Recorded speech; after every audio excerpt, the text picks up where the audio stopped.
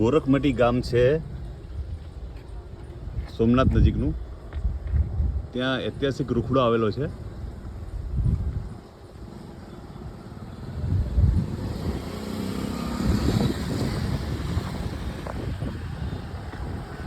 દોસ્તો, સોમનાથ નજીક ખૂબ ઓછા રૂખડાના ઝાડ જોવા મળ્યા, જેમાં વિશેષ છે નજીકમાં વાવ છે અને નાથ સંપ્રદાય સાથે જોડાયેલું છે આ જગ્યા.